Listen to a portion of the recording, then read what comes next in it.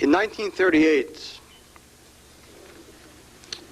Zev Jabotinsky was scheduled to speak in Vilna, in Lithuania. And the Jewish Socialist Bund, the anti-Zionist Socialist Bund, put out a flyer which read in part, "To the Jewish workers and Jewish masses of Vilna, the spiritual father of Jewish fascism, Vladimir Jabotinsky, is coming to Vilna. Of late, this adventurer and political charlatan has become very popular. Jewish workers and Jewish masses, show your contempt for the Purim general and give him the military command, evacuate yourself from Poland. Down with fascism, down with Jabotinsky." Things never change. In the 1930s, it was Jabotinsky who was called the fascist. In the 1940s, it was Menachem Begin, the fascist. In 1985, it's Kahane, the fascist. But history will never record the little pygmies and dwarfs who called Jabotinsky a fascist. And history will forget the pygmies and dwarfs who called Begin a fascist. And history will forget the parasites of Israel, Shimon Peres and his parasites, and the JCRC in Los Angeles,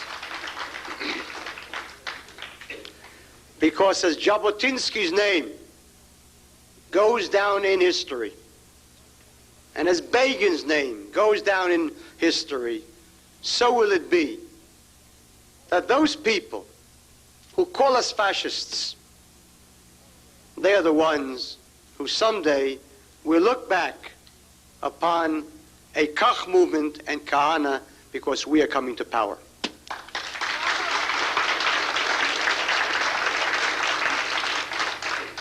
And I want to speak to you this evening about the real fascists in Israel.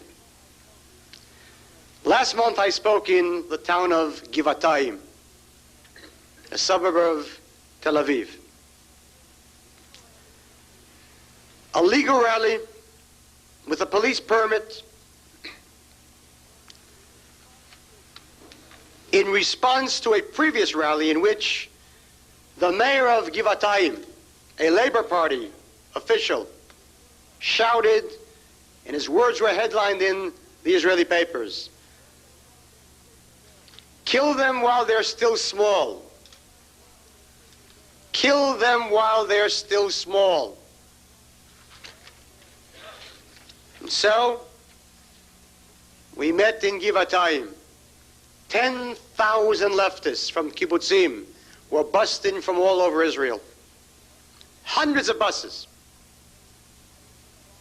They came with rocks, with iron bars. The Democrats of Israel, the ethical people of Israel, the ones who came with pipes and rocks in the name of democracy.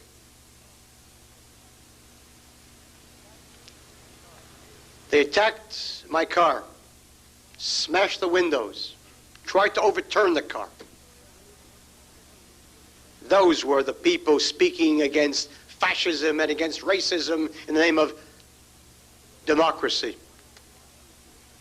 And as I watched the faces of those people, those thousands of twisted faces, twisted in psychopathic hate, I thought to myself, these are the faces of 40 years ago in Israel, the faces of that period known to this day in Israel as Hasizon, the season, the hunting season. In the 1940s, the leftists, Mapai and Mapam, the kibbutzim, hunted down Jewish members of the Irgun and the Sternists. They hunted them down. They kidnapped them, and they turned them over to the British. That is ethics. That is morality. That is love of Jews. And I remember a young Jewish boy, Yedidia Segel was his name, from Haifa. And he was kidnapped by a group. And he was tortured so that he would reveal names. And he died. They didn't mean to kill him, but they killed him. Yedidia Segel. And know who was the head of that main group of kidnappers? His name was Teddy Kollek. And know that these are the people, the leftists who speak of fascism. Invariably, as the rabbis say, kol ha-posel bimumo posel. One who condemns knows his own blemish. And I remember the Altalena, the Irgun ship, anchored off the shores of Tel Aviv, carrying weapons, badly needed weapons, which were gotten by money raised in this country by Ben Hecht. And they, as that ship was anchored, the Palmach fired on the ship. 22 Jews were murdered that day because Menachem Begin was on the ship and they wanted to liquidate Begin. And I remember who was the commander of the unit that fired on Jews and murdered Jews. His name was Yitzhak Rabin. And I remember the words of the Prime Minister the following day in the Knesset, and they are in the minutes. He said, Ashrei HaTotach HaKadosh, blessed be the holy cannon. Blessed be the holy cannon that murdered Jews. Don't talk to me of fascism. I know who the fascists were. Leftists who murdered Jews in cold blood.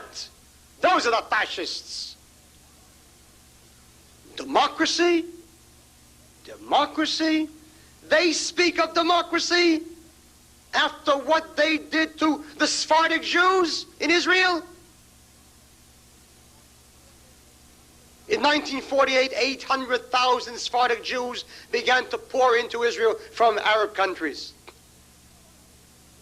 These were the finest Jews that we had. Everyone a real Zionist, not a Herzl brand of Zionism. Herzl once said, if I believed that Jews could assimilate, I would advocate it. But since the Gentiles won't have us, we must have a Jewish state. That wasn't their form of Zionism. These were the Zionists who for 2,000 years prayed 3 times daily, V'techazena einenu b'shuvcha l'Tzion. May our eyes behold thy return to Zion. Every one of them came warm Jews, Zionists, religious Jews. And as they poured into Israel, 800,000 of them, one question went through the minds of the Labour Party government. And that question was, for whom will they vote? For whom will they vote? And that question meant more to them than the Jewish people and the Jewish state. For whom will they vote? Nationalist Jews, and observant Jews, religious Jews. Will they vote for us, the socialists? And knowing the answer, they proceeded to destroy them as Jews. How many Jews have told me what happened to them personally in those years? Let me tell you about the democracy of the left in Israel. Jews who were placed in transit camps, Mabarot. If a Jew wanted a job, they asked him, are you a member of Histadrut? You're not a member? No job. Where is your Pinkas Adom, your little red booklet? No booklet, no job. They asked him, where does your child study? In what school? A religious school? No job. And they would tell him what to do. They would give him a slip of paper, a blank slip, and they told him, take the blank slip with your child to the Histadrut school and register him. Then the principal will stamp the paper. Then you take the stamped paper to the labor exchange and you will get a job. I remember what they did to Yaldei Teman, the children of Yemen. 10,000 Jewish children between the ages of 7 and 14 arrived in Israel in 1948 without their parents, under the auspices of Youth Aliyah. Every one of them, every Yemenite Jew was a religious Jew. They came to Israel with their Shabbat, with their Kashrut, with their simanim, their earlocks that they called simanim, signs. Of course, that was the sign of a Jew in Yemen. They were a link in 2,000 years of Jewishness in Yemen.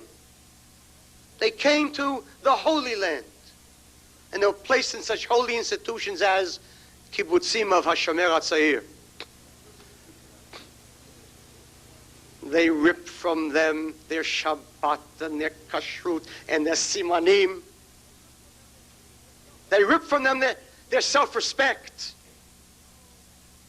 They were told, Abba u primitivi, your father is backwards. They gave them the values of Dizengoff Street. And so now when I hear Shimon Peres and his parasites screaming about the riffraff in Israel, ha-safsuf, the riffraff, which is a code name for Sephardic Jews. Riffraff? If there is riffraff in Israel, who made them so? There is crime in Israel? Who made it so? I sat in Ramleh prison. I saw the Jewish prisoners, the overwhelming numbers, Sephardic Jews.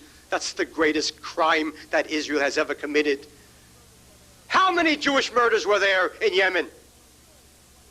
Who knew what a Jewish murderer was in Yemen? How many Jewish prostitutes were there in Baghdad? Who knew from such a thing there? How many bank robbers in Morocco? There we never knew of these things. What the Muslims couldn't do to us in 1,500 years, Jews did to fellow Jews in Israel by taking from them their self-respect, their family pride, their Jewish values. They speak of democracy. For 37 years we waited for someone to reach the Knesset and say these things and give to them as they have given all these years. Well, I've arrived. I'm in the Knesset.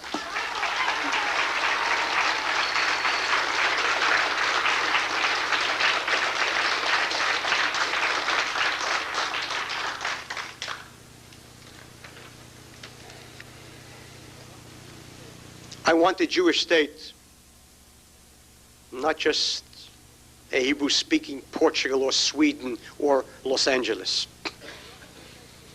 I want a state in which young Jews know that they are Jews, so that I'll never again hear from a Sabra the words, I'm not a Jew, I'm an Israeli. I want Jewish schools that don't put out only Jewish doctors and Jewish pilots, I want a Jewish school that puts out good Jews who will be good doctors and good pilots.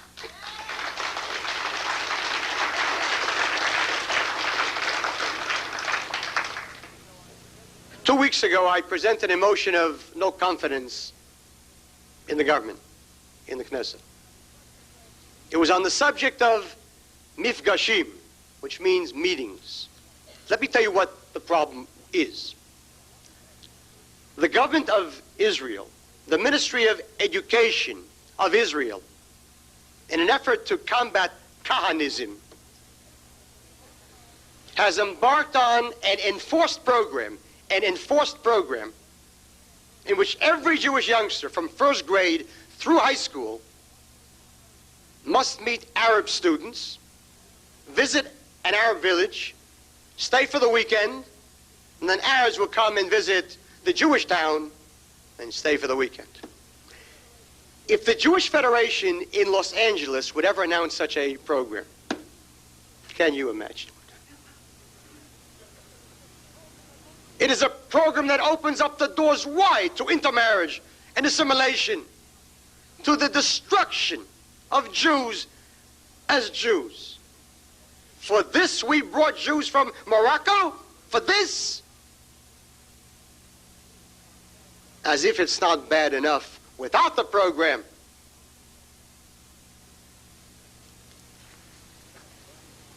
There are 3,500 Jewish women today married to Arabs in Israel, married, and 10,000 living with Arabs, not married. The prostitutes in Israel are Jewish. The pimps are overwhelmingly Arab. This is the dream of Zion. This is anti-Kahanism. And when Yehudi Homia, the soul of a Jew yearns, it's just amazing. He just breaks down in sentiment.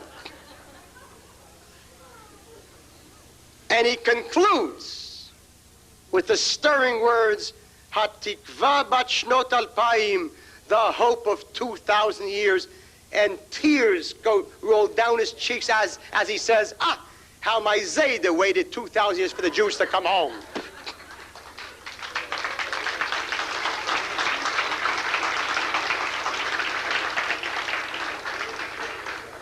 Is there one person in this room, a Nazi? Then the grandfather of Shulamit Aloni was also a Nazi. And the grandfather of every Jew sitting in this room was also a Nazi. I was in Beit Shemesh a few months ago, a development town. And the Jew came over to me, a man in his late 50s, and he said to me, I have 2 daughters, both married to Arabs. One lives in the Arab village of Taiba. And then he added the following words. He said, when I lived in Morocco, did I ever dream in my blackest nightmare that my daughter would go out with an Arab? I came to the Holy Land to have this happen to me. Who protests? Who speaks out against this? Who cares about it? Where are the religious parties? Where are the rabbis?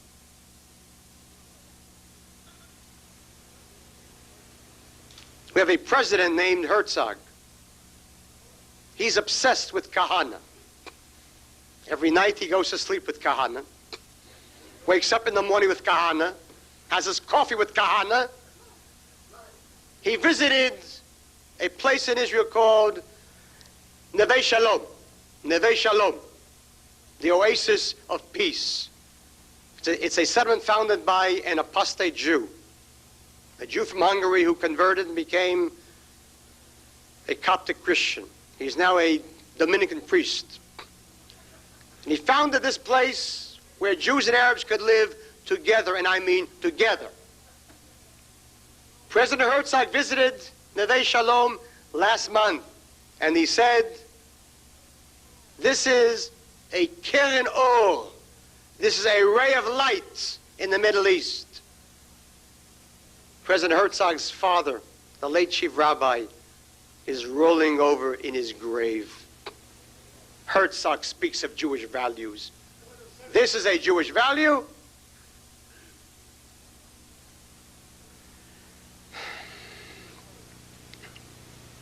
The Arab wakes up in his village. His name is Ibrahim. By evening, he's in Dizengoff Square. He walks over to the Jewish girl. Shalom, my name is Avi. Avi. Ibrahim Avi. And who cares? Who gives a damn? You go to the beaches in the summer and you see the cars parked along the beach, and you see the license plates. Shechem and Jenin and Tulkarm and Aza. What are they looking for? Water, sun? They're looking for Jewish girls. Because Arab girls don't go to the beach. Their fathers would kill them. So they find the Jewish girls because they have money in their pocket. They don't serve in the army. They work, they make money. And so it continues, the spiritual destruction of a Jewish people. And now, mifgashim. Now we are going to bring them together to make it easier. And who protests that? There was one person in Israel who protested it. His name was Sheikh Amin Tarif, head of the Druze community. That's a good Jew. He wrote to the chief rabbi of Haifa. He said, you must do something to stop this. Stop your Jewish girls from going out with our Druze boys. Where was the chief rabbi of Haifa?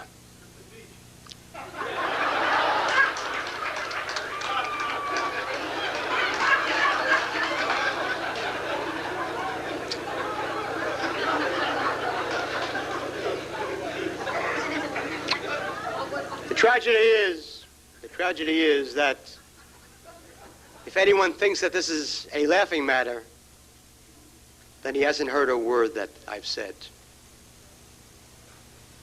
The tragedy is that if a Jew gets up and cries out against this, those people across the way, racist. If I'm a racist, the Torah is a racist. The Talmud is racist. Judaism is racism. Our great-grandparents were racists. Racism, to want to keep the Jewish people one, that's the tragedy. Those who oppose Kahanism, in the end really oppose Judaism.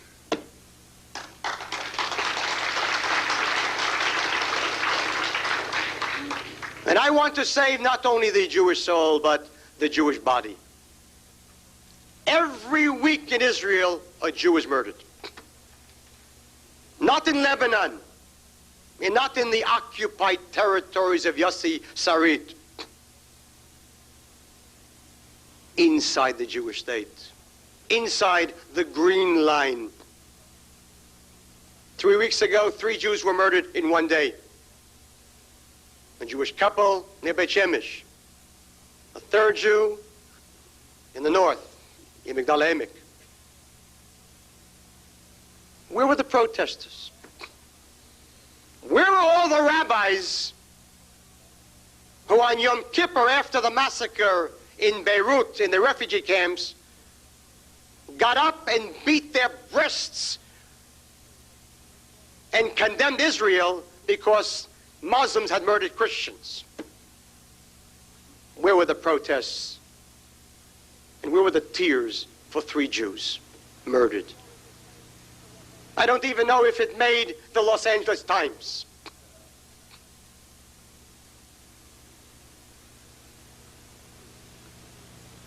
Every week, another Jew murdered. Every day a bomb is either found or explodes. The Jews of Israel today are afraid. For the first time, there is fear in Israel. A woman came to me in Kiryat Ata, outside of Haifa, and said to me, I'm afraid to let my child play in the streets at night. I want you to know that that is the end of Zionism. We left Minsk and we left Pinsk and we left Sana and we left Fez in order to have a Zionist state without fear, where Jews could walk freely and proudly and not afraid. So what has happened? We came to Israel and we built Minsk and Pinsk and Sana and Fez. 2 months ago, I stood at the bedside of a 7-year-old boy. Alon Hananya was his name. He was in Hadassah Hospital, a non-scopus. He lives in Neve Yaakov, a suburb of Yerushalayim. He was playing near a bus stop, and he stepped on a bomb. And as I stood by his bed, it dawned on me that he didn't yet realize that he had no leg. It's very difficult for a 7-year-old child to realize that he has no leg. You know when he realized that he had no leg?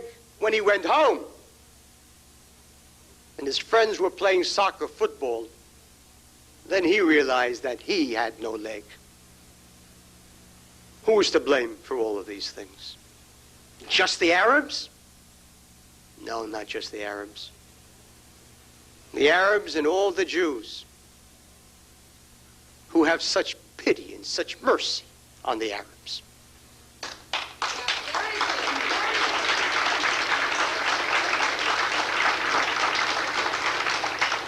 If I would have been the prime minister, Alon Hananya would have had his leg.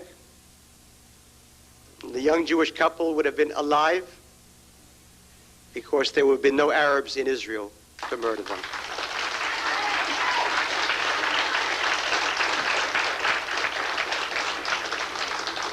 And concerning that, did our rabbi say in the Talmud, Kol hamrachem al ha'achzar, sofo liot achzar al ha'rachaman. One who has mercy on the cruel will someday be cruel unto the merciful. It's not only civilians. Soldiers today are afraid. They're afraid to hitch rides in Israel. Shaltiel Akiva. There aren't two people in this room to whom that name means anything. Shaltiel Akiva was a 21-year-old soldier from the Yemenite town of Rosh Ayin. Rosh Ayin is right near Petach Tikva, in the heartland of Israel. He served 8 months in Lebanon without a scratch. And his father told me what happened on the night that he came back. He told me it at the funeral. Shaltiel Akiva returned from Lebanon. And he phoned his father in the evening. And he said, I'm at the Trumpiada, where the soldier hitch rides. 5 kilometers from home, 3 miles from home. He said, I'll be home in 15 minutes. Have supper ready for me. So they prepared supper for him. And they waited 15 minutes, and they waited an hour, and they waited all night. And the next day, the army brought his body. He had been murdered by Arabs 3 miles from Rosh Ayin.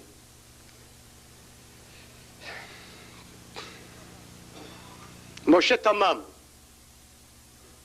Not one Jew in this room to whom that name means anything. Moshe Tamam was a 19-year-old soldier who hitched a ride with Arabs at Somet Betlit. That's 9 kilometers from Netanya, in the heartland of Israel. His body was found 4 days later. And know what they did to his body so that you'll understand with whom we deal. They gouged out his eyes, and they ripped off his sexual organs. And those who were in synagogue last week read a verse concerning Yishmael, which said, "V'hu yiyeh pera adam," and he will be a wild man. Yado bakol, his hand against everyone. V'yad kol bo, and everyone's hand against him. That's the enemy. That's with whom we have to deal. And so Rabbi Schulweis and all the Rabbi Schulweises who sit and preach, but we must be ethical. I want to be ethical too. But to be ethical, you first have to be alive.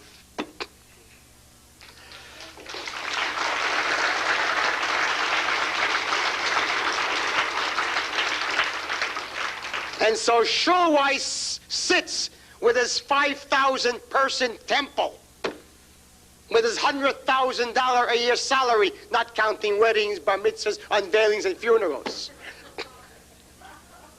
And he babbles about morality and ethics, how easy it is to be in the valley, how green is his valley. But we have to live in the real world. People who murder Moshe Tamam in the way that they murder him.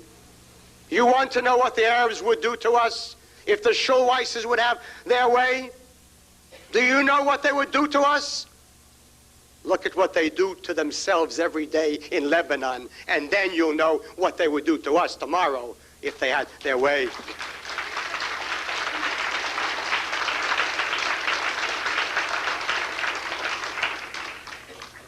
My son came home from Milui, army duty, and he shows me a letter that he received from the army. Every soldier gets this letter. So I want to see the letter. A letter from Tzahal, the army, pride, Jewish, certainly. An army letter show the Jewish pride. I want to see, give me some nachal, give me some Jewish pride. I read the letter, it says, Chayal, soldier, be careful when hitching on the roads. Jewish soldier, in your Jewish state, on your Jewish highways, be careful, the Arabs might kill you. This is Zionism. For this we waited 2,000 years. We didn't come to Israel to die. We came to live.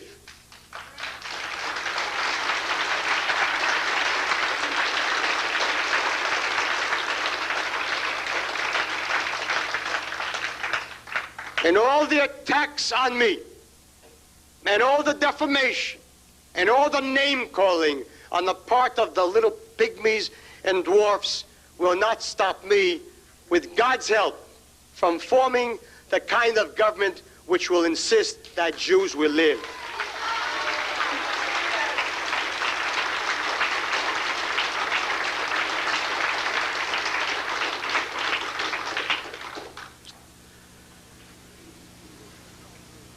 The real problem is that liberals and leftists have contempt for Arabs. They think if we treat the Arabs nicely, and if we raise their living standards, and if we give them indoor toilets, then they will be good Arabs. Only liberals think that you can buy everything. You can buy a condominium, and you can buy a Cadillac, and you can buy a person's national pride. Well, you can't buy an Arab's national pride with an indoor toilet. What contempt they have for the Arabs. I've heard cabinet ministers speak. One cabinet minister spoke about how we took Arabs in 1948, illiterate Arabs, analphabetim, illiterate, couldn't read, couldn't write, peasants, falahim. And today, 4,000 Arab students studying in the universities of Israel. Ah, what joy. Do Do you know who the most dangerous Arabs of Israel are? The Arabs who are studying in the university. The revolution doesn't come from the numb and the dumb. The revolution comes from the intellectual. And we, in our insanity, are creating the future leaders of the PLO. Muhammad Mi'ari, who sits in the Knesset and is an open supporter of PLO, is a graduate of Hebrew University. I've long maintained that Jews have a touch of insanity.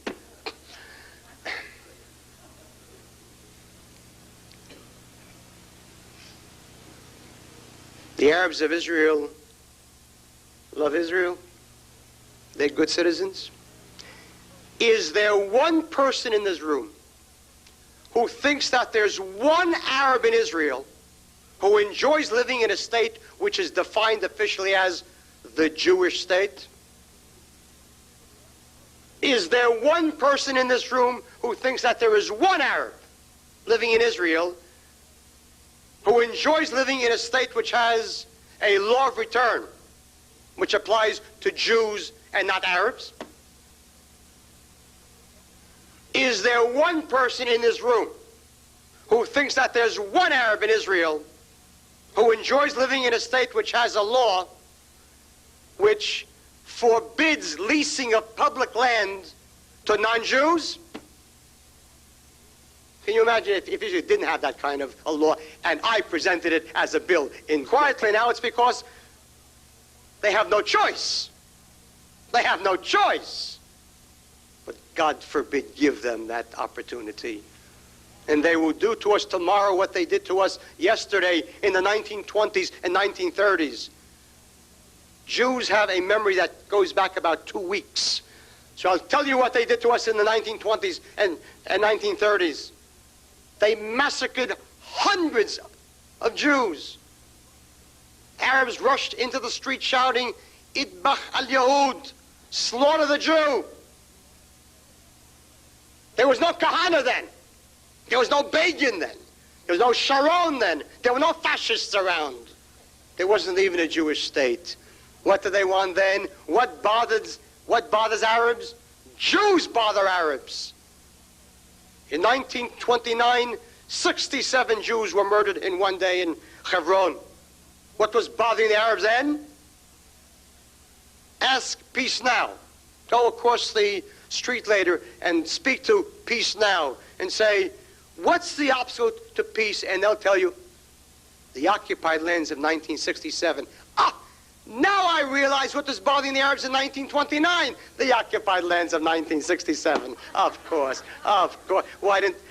They are clever, those Peace Now people. They are indeed clever, geniuses, brilliant.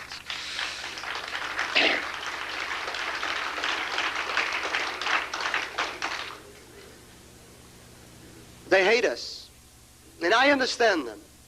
They believe the country belongs to them. So they're wrong, but I understand them.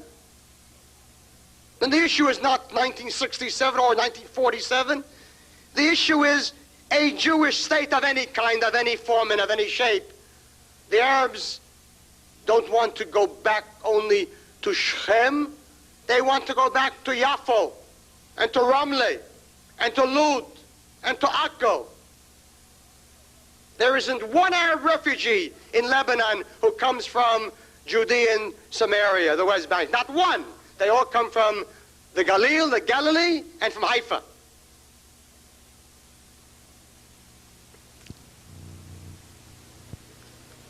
What a pity that Rabbi Schulweis isn't here. I might teach him a little bit of Jewishness.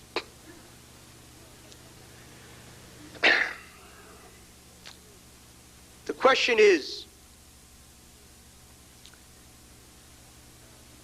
how many Arabs are there going to be in Israel in 10 years? Without war. With peace. Peace. Let's assume tomorrow morning that God gives us a great miracle. And Arafat does tshuva. He does penitence.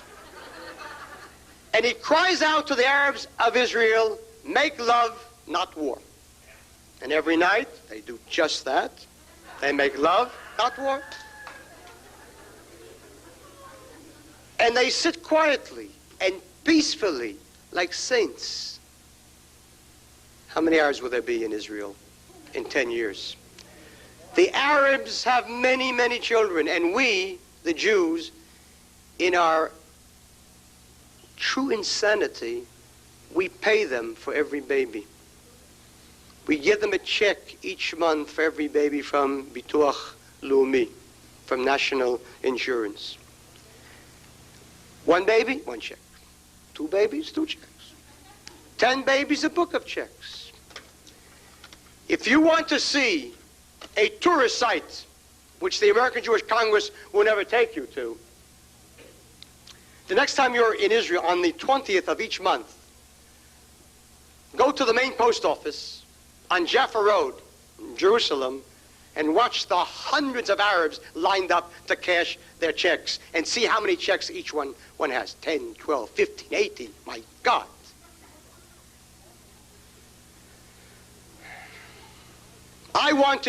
I proposed a bill in Knesset to transfer the Mossad of Bituach Leumi, the National Insurance Institute, from the government to the Jewish agency, and then pay only to Jews.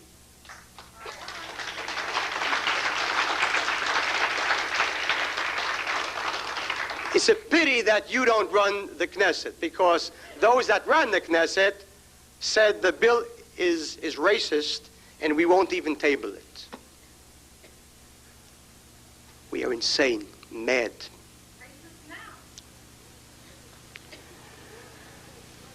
There is a contradiction, whether we like it or not, between a Jewish state, between Zionism and Western democracy.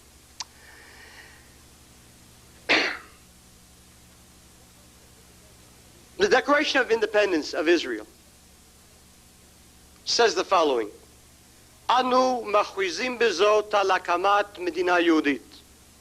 We hereby proclaim a Jewish state. What does that mean? What does a Jewish state mean? It means at least a state with a majority of Jews. Only if we have a majority, only then are we masters of our fate. Can we determine what the state will be? Only then are we not dependent once again, as we have been for 2,000 years, on the goodness and the tolerance of other peoples. So a Jewish state means a state with a majority of Jews. It then goes on to say equal political rights for all its inhabitants, regardless of faith. What does that mean? That means democracy. That means whoever, it doesn't matter, Jew or non-Jew, everything's equal. Was there ever a greater contradiction? I pose the question to you, just as I have posed the question now for months to Rabbi Schulweis. Do the Arabs have a right to sit quietly and peacefully and be a majority in Israel? Yes or no? That's the question that he can't answer.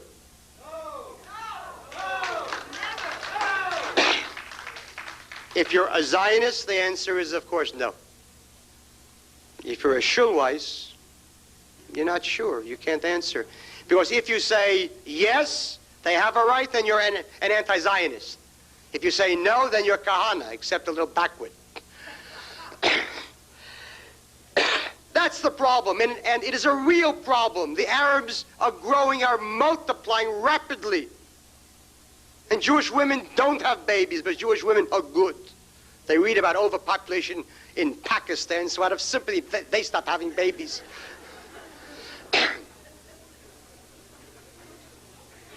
Aliyah? What Aliyah? Who's going to Israel? Your local Jewish leaders here? They lived in Beverly Hills and they'll be buried in Beverly Hills. Not only are Jews not going to Israel, Jews are leaving Israel. The great dream is green card, which is Hebrew for green card.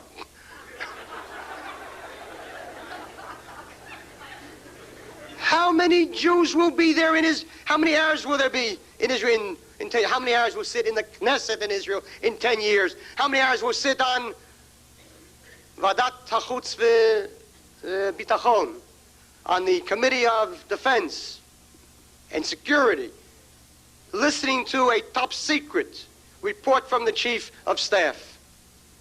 Maybe the Chief of Staff will be an Arab. Why not? What are you, fascists? Don't you understand the problem? Can't you see the problem?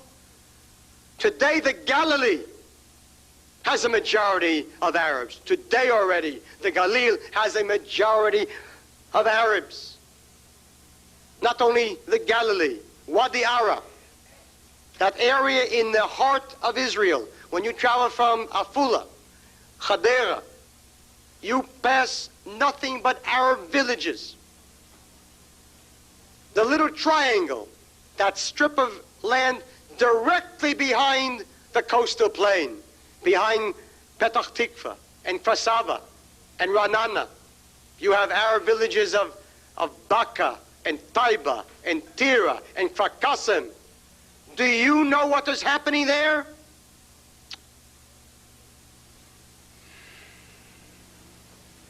I don't hate Arabs. I love Jews.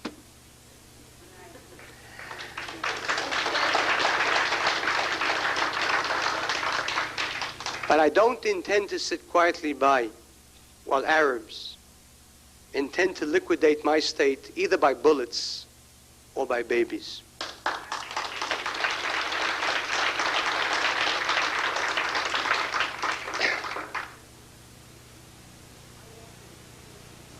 I want an exchange of populations. Beginning in 1948, 800,000 Sephardic Jews from Arab countries fled the Arab countries and came to Israel. That was good. That was phase one. Now we've come to phase two. We took in the Jews from Arab countries. Now let's give the Arabs from the Jewish country.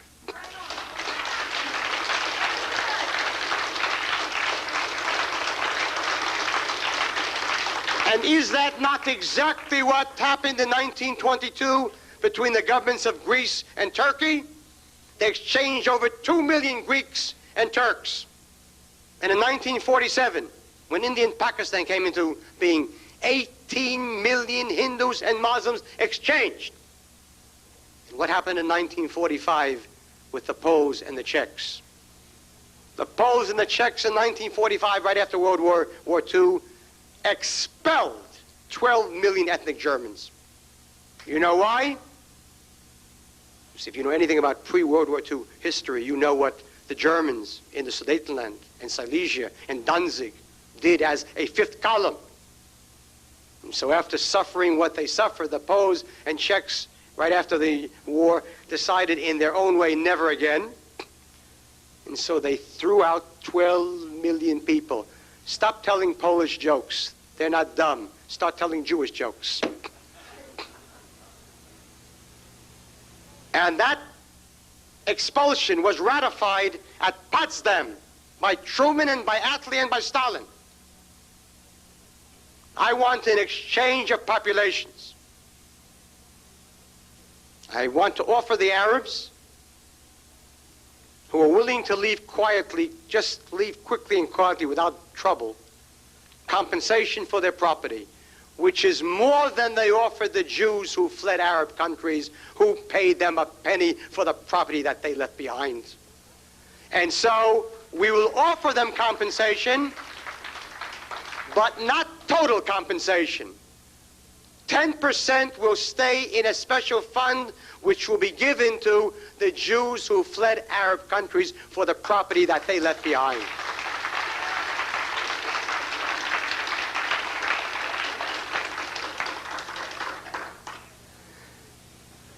And any Arab who is not ready to leave willingly, I'm not asking him.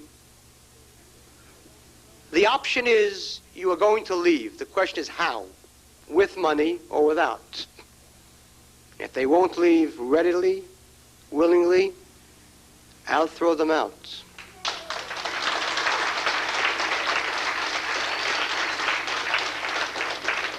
And for all the fools who say, but isn't that what Hitler did? My God! As if the Jews of Germany were saying, this country's really ours. The Germans took it from us. When we become a majority, we'll take it back and call it Israel. That's what the German Jew said. The German Jew wanted to be nothing more than the best German who ever lived. But the Arab of Israel is not interested in being a Jew or an Israeli.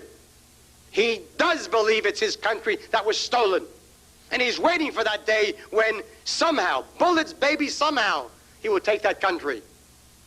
That's a parallel. That's an equation. My God.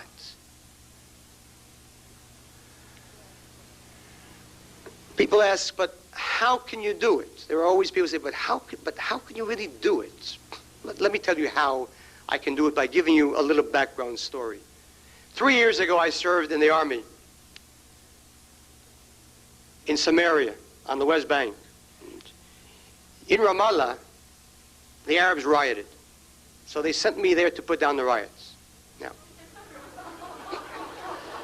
I want you to know that not 5 minutes passed, the word spread through that town like lightning.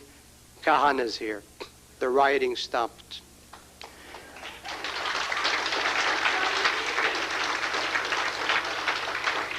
It's important that every one of you know what the name Kahane means to the Arabs. It means terror. They're afraid. And that's the only language they understand.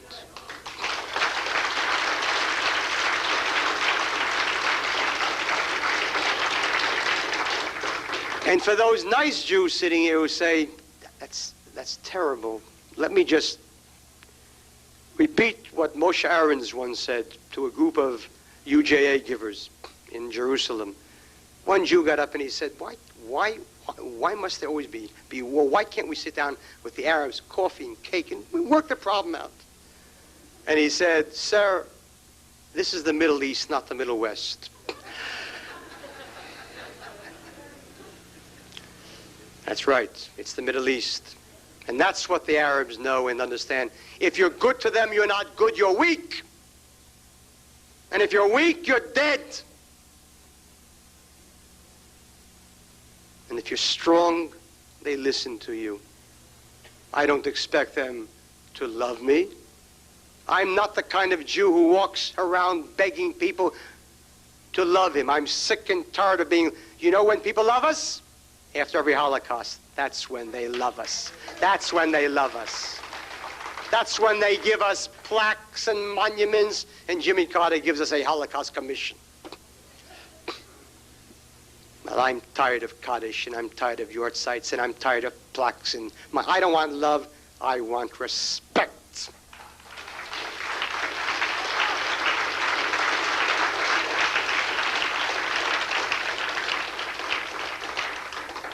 So how will we get them to leave? Picture, if with God's help in 3 years, 4 years, the Arab wakes up, puts on the radio and hears on the news that the new prime minister is Kahane. Can you imagine? Can you imagine?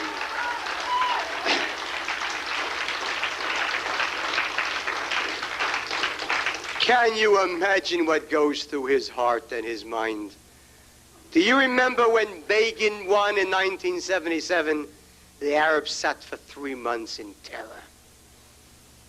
Chaval, the pity was that Begin already was not Begin. But one thing I promise you, that Kahane will always be Kahane.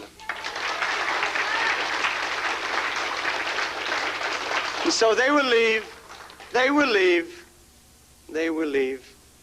They'll beg me to let them go. And I'm big about it, I will.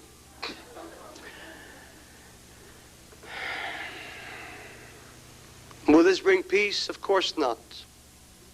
It will bring survival. Survival. Peace? I don't know if there will be peace. Who says that every problem necessarily has a solution? My little grandchild is 4. He thinks that every problem has answers to it. When by the time that he's 5, he'll grow up and know that that's not true. Maybe by the time Peace Now reaches 55, they may also learn the same lesson. I hope there will be peace. I want peace more than Rabbi Schulweiss. I don't live in the valley. I live in Israel. I serve in the army. My son is in the army. My son-in-law is in the army. I don't want peace. Schulweiss wants peace. Of course I want peace, but I'm not a fool. The Arabs don't want peace. They never wanted peace. And there's no difference between a Hussein and Arafat. Who gives up the West Bank and East Jerusalem. I remember in 1967, a day before the Six-Day War broke out, who do you think had the West Bank and East Jerusalem? The Hadassah? The Federation? King Hussein had it, and he went to war. If someone has East Jerusalem and he goes to war, could it be that he wants West Jerusalem? Could it be? Could it be? Of course that's what he wanted, and North Tel Aviv and West Haifa. Of course that's what he wanted. And Jordan goes to war when it thinks it can win a war. He wants peace? Wonderful. I want peace too. Sign a peace treaty and you'll have peace. I should give up land? The Arabs start 5 wars. They lose 5 wars and they dictate terms to me? What loser dictates terms to a winner? You want peace? Sign at the present boundaries and sit quietly. Because if, God forbid, you start another war and you lose that one too, you'll also lose Jordan to us, because that's also part of Israel.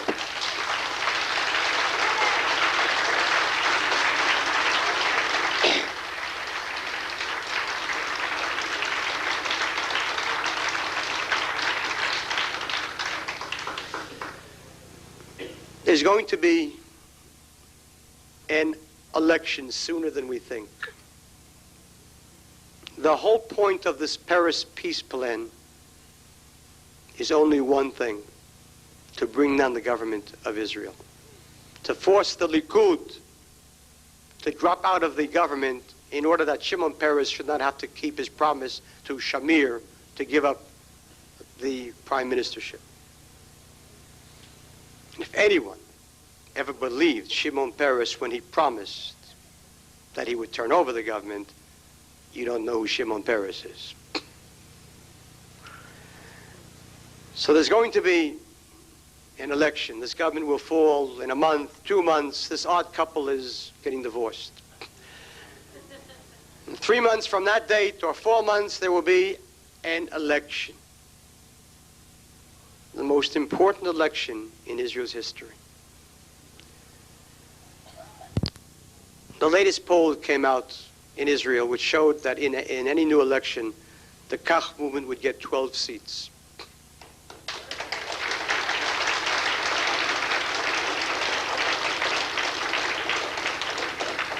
But that's not true. That's not an accurate poll. Because in Israel, there are tens of thousands of people who are afraid to admit publicly that they're going to vote Kach. But they will vote Kach quietly. And furthermore, I'm not interested in 12 seats. I'm going for the whole ball game.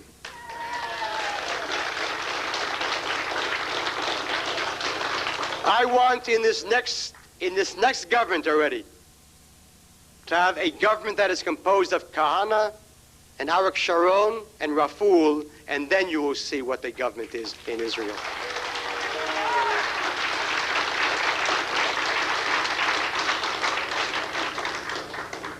I want a government that will change the face of Israel. I want an educational system, a school system, which will teach young Jews Jewish pride, which will teach young Jews their zehut, identity. Know who you are. Know from whence you come. so that you'll also know where you're going. Because one who doesn't know his past has no future.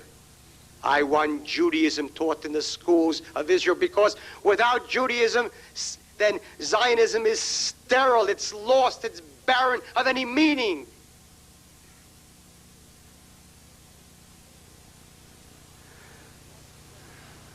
I want to state, and this will be one of our conditions, immediate conditions for any government, the immediate freeing of any Jew sitting in prison now who committed a crime on behalf of the Jewish people.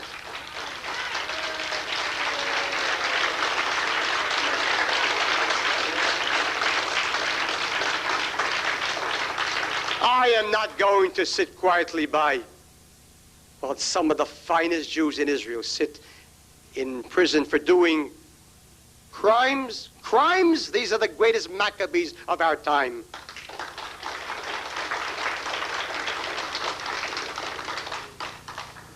Jews are killed weekly, and the government sits weekly. What do we want from them? You try and live in a settlement, and every single day cars are stoned and side bombs, and Jews are attacked, and Jews are shot, and nothing happens. What was their crime? They bombed the 2 Arab mayors. 2 greater Jew haters never lived. And we sit and we weep for them. For Bassam Shaka, may his name be cursed and erased. He was the political head of the PLO on the West Bank. When I heard that he had been bombed, I stood up and I shouted, Shechiyanu v'kiyimanu v'giyanu lazman hazeh.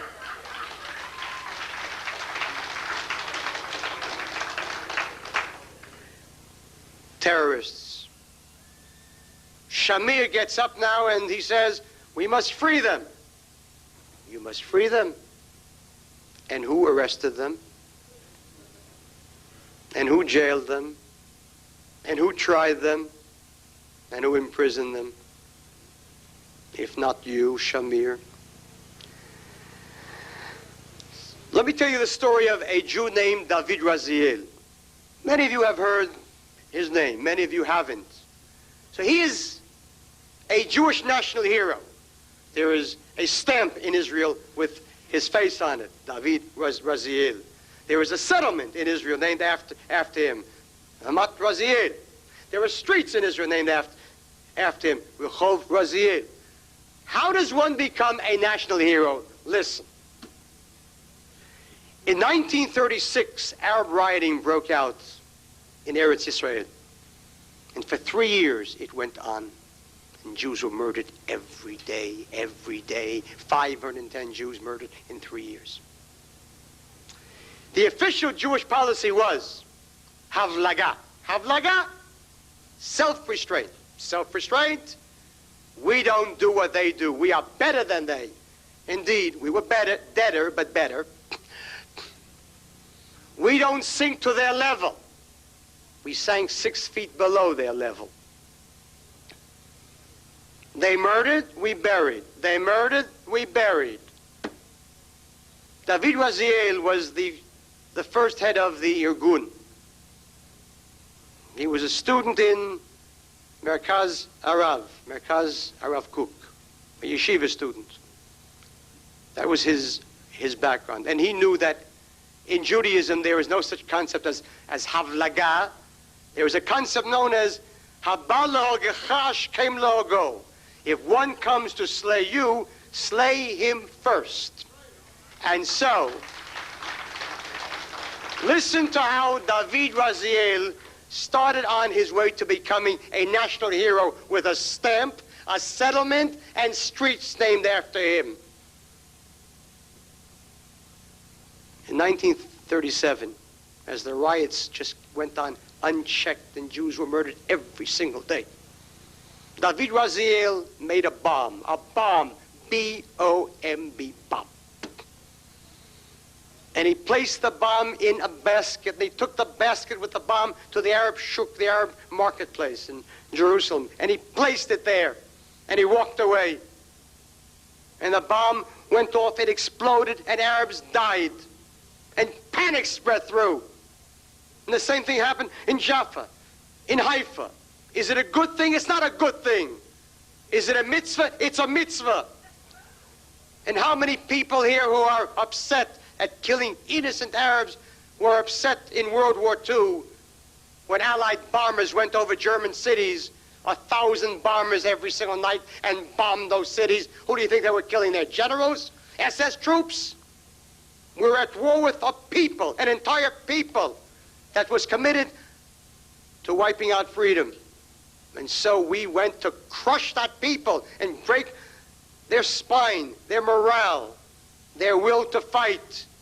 Was there one Jew that picketed that demonstrated against that said, but we're killing women and children?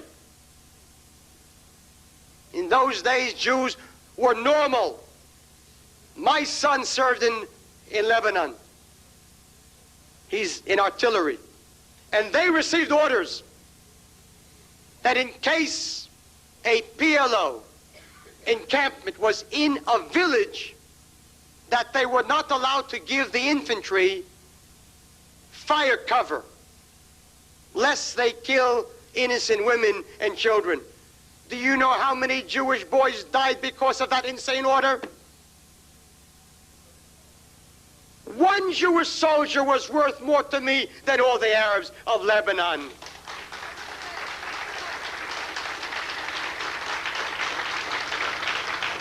What a perverted morality. What perverted ethics. What murderers we are.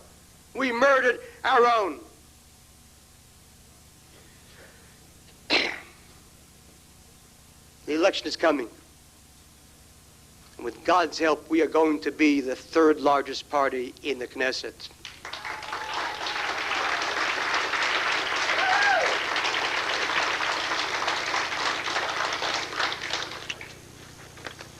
This is a letter sent out on October the 14th from the New Israel Fund.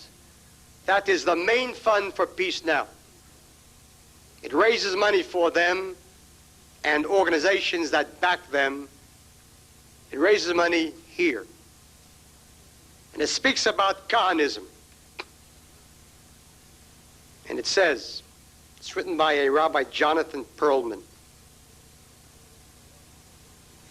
At our board meeting next month, we will authorize $200,000 in grants to those organizations who are fighting Meir Kahane. The first installment of what we expect will be $1 million in allocations this year. Do you know what that means?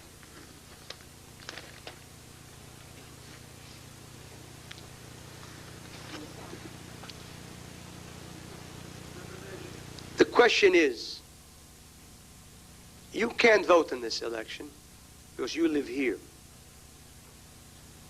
But we need your help.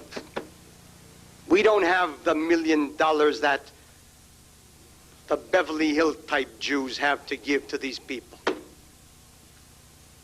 We need funds because the choice in this election is not between Kahane and Likud. It's between Kahane and the PLO. That's what this election is. If, God forbid, we can't attain power, I want you to know that in 10 years, there will be a coalition government in Israel between the Arabs and the extreme left. And there will go Israel. So you support us and you back us. What will you be saving your money for if, God forbid, Israel goes under? Don't cheer me and don't clap me and don't say, Kahane, Kahane. I don't need that. We need support. We need money. We need funds. I have the votes there. I have the people there. My overwhelming backing comes from Sephardic Jews, the ones who didn't learn about Arabs in a seminar at UCLA. They and their parents lived with Arabs. lived under Arabs. They know what Arabs are. It's not to say that it's only they that vote. Huge, great numbers of Ashkenazi Jews are finally awakening and becoming normal. And of course there's backing for us. The young Jews of Israel, they support us, despite the fact that the democratic government of Israel has banned me from appearing on any radio programs or TV programs, despite the fact that I've been banned from speaking in schools. Despite all of this, it's the young Jew that we have. That's the future. I want to finish with a story that I always used to finish my speeches with when I founded JDL. It's an important story. It's a good story, one to remember. The Talmud tells us that when God wanted to give the Torah to the Jewish people, all the mountains, the mightiest mountains, the highest mountains, the loftiest mountains, all of them came to God and begged him, give me the honor. I want the honor. Give the Torah on my peak. And God said, no. I have a small mountain. His name is Sinai. And I'm going to give the Torah on that mountain, on that small mountain, to teach the Jew a lesson, to teach the Jew to be humble. That's the story. Nice story, goes over well with shul-wise. Now, to be humble. The Gera Rebbe, the Rebbe of Gur, studied this particular portion of the Talmud, and he asks a good question. A question which I'm sure is obvious to many, many people here already. And he said, there's something wrong here. If God wanted to teach the Jew to be humble, why didn't he give the Torah in a valley? It's about the most humble place that one can imagine. You don't get lower than a valley. So he answered the question with a tremendous answer, and he said, God wanted to teach the Jews two lessons. One, be humble. Two, don't be too humble.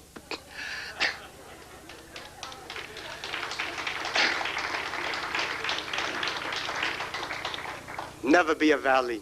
Jews aren't that. Don't let people stamp on you and trample on you and stomp on you. That's not the Jewish way. There is no mitzvah to be stepped upon. Nothing good came out of Auschwitz. Nothing good. It's better to be a winner than to be a loser.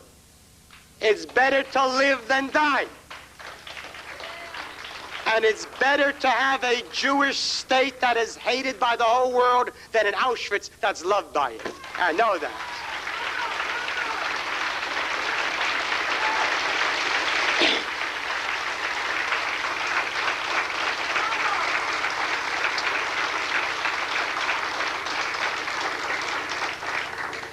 Faith in God, faith in the God of Israel, and a strong Jewish hand, that's the way to bring the Messiah.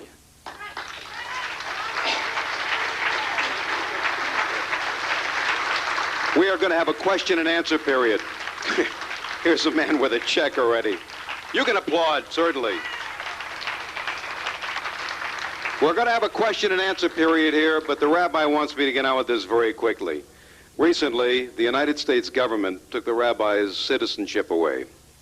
Of all people, the ACLU ran to the rabbi's defense, not at his bit, said, this guy's on a roll, and that he gets most of the money that funds that roll here. But I got to tell you one thing. From the little pushkas in the synagogues 5 and 6 and 7 years ago, where we used to get 50 cents, $1, it has blossomed. But so has the movement. Kach and Kach International, give as much as you possibly can. Because for the one time in your life, when you know that you have given, you will know where the money is going. You have to have a voice in Israel. The voice is Rabbi Kahane. Please give as much as you possibly can. There'll be people around who are going to give out these envelopes. Make